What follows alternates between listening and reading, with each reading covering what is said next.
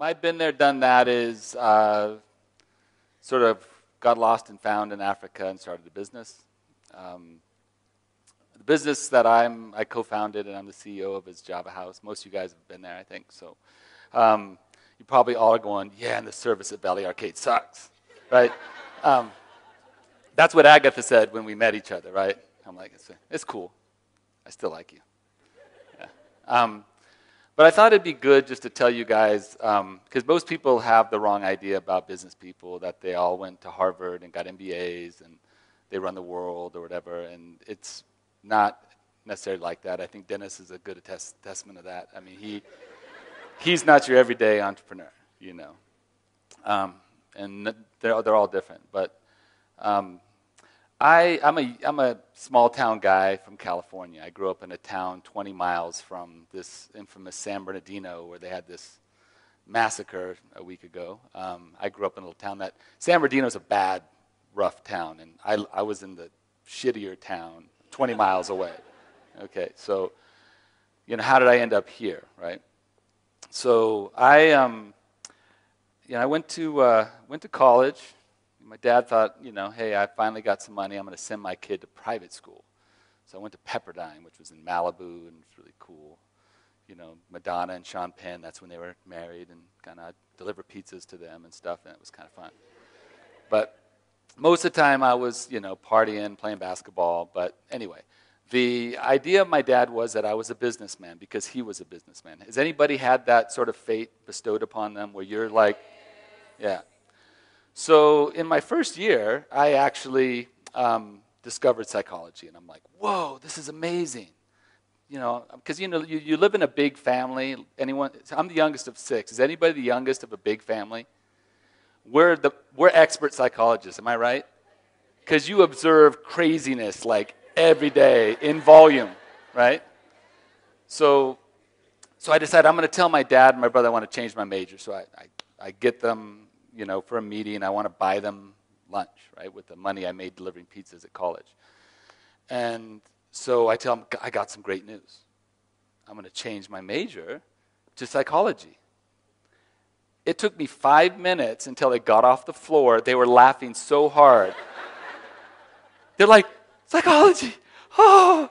They were on the ground and laughing their heads off. They thought it was the dumbest thing they've ever heard in their lives. So they're like, so I thought, okay, I'm going to get the degree, and I'm going to show my dad, there's the degree, and then I'm going to do whatever the hell I want to do, which was travel around the world and find myself, right? Haven't found myself yet, but I mean, it started then. And so I graduated, got a job for 6 months, quit the job after 6 months. I had $4,000 saved up, and I said, I'm going to travel around the world on $10 a day, right? So I was 21, 22, just turned 22. Traveled around Europe for a while, discovered my roots in Ireland, and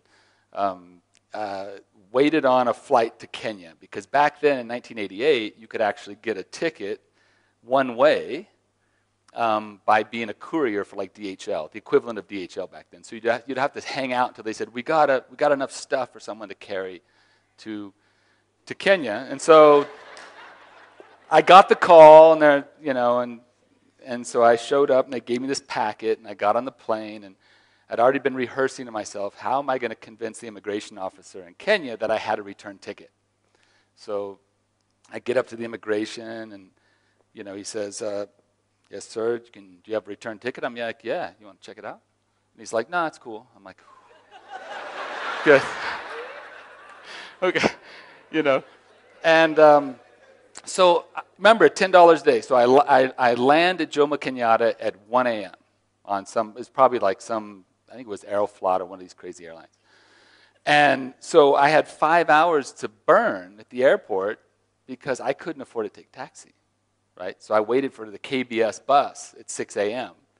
and jumped on that with my backpack, got off right near the National Archives building, and walked to the Iqbal. Anybody heard of the Iqbal? You might have, no? Iqbal Hotel was on Latimer Road, opposite the Modern Green Bar. Yeah. And So, so part of this thing of finding yourself, right, is observing people. And that was what traveling's all about. So that's why I traveled. So the first thing I observed was, why are these guys? I went into the cafeteria of the Iqbal, and I see everybody drinking their tea out of the saucers. I'm like, what the fuck? What?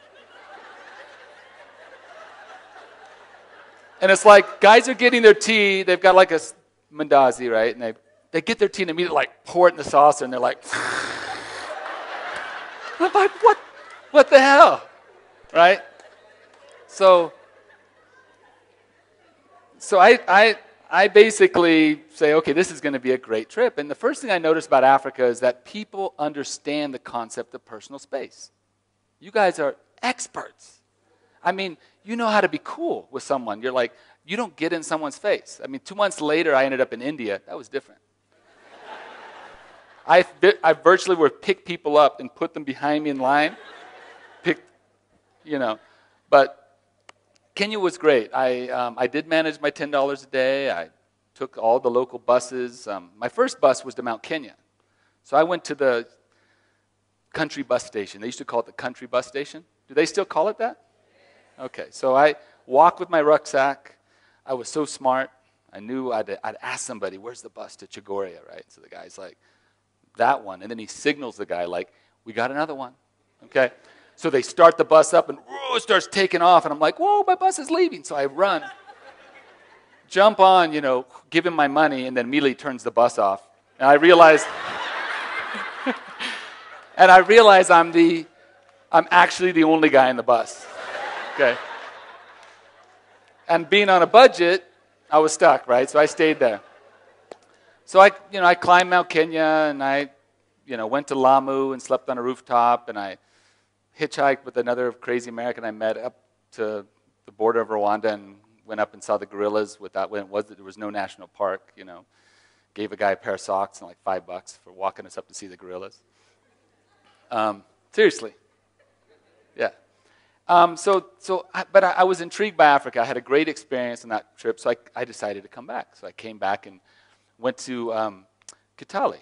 So I volunteered as a teacher. This is part of my phase called Kevin Ashley Organic Farmer phase. I had a girlfriend who was really into organic farming, so I was into it, right? So I'd taken a course, and I traveled to Russia in 1990, believe it or not, and I was like teaching people about organic farming in Russia in 1990. I kid you not, I was there for 5 months. Came back and then got this invitation to come and teach at a school in Kitale. So sure enough, I went to Kitale. I lasted about 6-7 months. It was one of those schools that wanted to be like Nairobi University, but it wasn't even in Kitale, it was in Indabis. It was called Manor House Agricultural Center. And so I used to walk there to Kitale for my one beer, special on Friday or whatever. But it was great. I mean, I enjoyed myself there. I learned all about, the life around there. I ate chisaka and all these. I'm trying to see if there's a Luya in the audience. I ate my chisaka. There was this other one that was like, woo. Right? And that was a great time. So I'm suddenly saying, okay, I went back, sort of parlayed my exposure to farming and stuff, and got a job teaching composting in Berkeley, California. I mean, why does anyone in Berkeley need to be taught composting? That's like, they're all hippies, right? So I ended up saying, I'm going to do this great trip. I'm going to go from Moscow to Kenya by road or boat. That's how dumb I was, okay? So, first thing started with a 4-day train ride from Moscow, right? Got scabies on the train. Kid you not. I didn't find out till weeks later, but scabies is really bad. Ended up, trying to cross the border somewhere in a place called Kyrgyzstan to get into China, and the Russian security guys wouldn't let me pass, and I didn't want to pay a bribe, so I modified my plan. This is great for business. I'm trying to lead up what makes you a great business person is be flexible, right? So it's like, okay, I can't get across here, so I got to go back and then get a plane to Karachi. I'll take a plane. So I flew to Karachi, and then I went and tried to negotiate with someone to put me on a boat to go to Kenya, and they're like, what? They're like, what? And I was like, yeah, I'm this guy who wants to travel by boat. Come on, just let me get on the boat. I'll work. I'll clean, whatever. And they did that. So I ended up saying, okay, fine. I'm just going to go to Kenya. So I flew to Kenya and landed there. Changed the plan, be flexible, and traveled around for about 6 weeks, during that time. And I'd actually, during that time, I'd hitchhiked up to Lokochogio, which is the border of Sudan. Up there was a friend of mine.